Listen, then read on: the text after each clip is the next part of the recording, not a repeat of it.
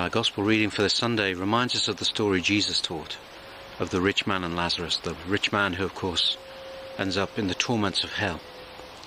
And we may ask ourselves, what was his crime? What did he do to deserve this? And in the story from Jesus, all we see is that he failed to notice, failed to see the suffering of Lazarus at his doorstep. And of course, the question put to us is, who are we ignoring? Whose suffering do we turn away from? But there's more to it than this. It is a call to return to our senses. So often we can be buried so deeply in the concerns and pleasures of this world that we lose our heads. We need to be called back to hear and see.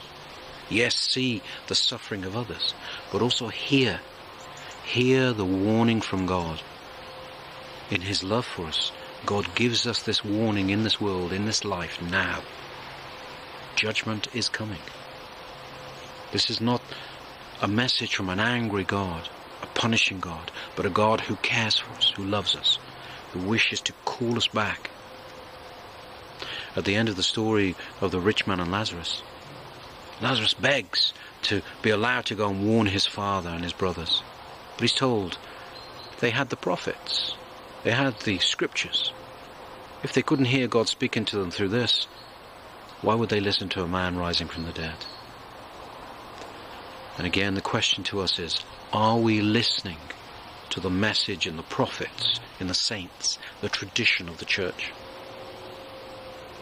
St. Gregory of Palamas says, in ancient times, sailors, mariners used to believe that the oceans and the seas were filled with terrible beasts. And so they tied bells around the fronts of their ships to ward off, frighten off the beasts of the oceans. St. Gregory says to us, we should think of the ship as a symbol or an image of the church. We are travelling through the oceans, the seas, the storms of this life within the ship of the church. And the bells that we hear ringing are not there just to ward off the beasts, but to remind us, St. Gregory says, to remind us that the beasts are there. Too often, we not only don't see the beasts, we don't think of the beasts, we even invite them into our hearts. The destructive, wounding beasts of hatred, anger, selfishness, avarice, greed, and so on. Let us hear the bells of the prophets, of the saints, of our holy texts, of the words of our liturgies. Let us hear God speaking to us, speaking to our hearts, here and now, in the time of this life, this short, brief moment of life that we have in this world. Because St. Gregory reminds us, we will remember, every one of us, we will remember those words. We will remember being warned by God that judgment was coming.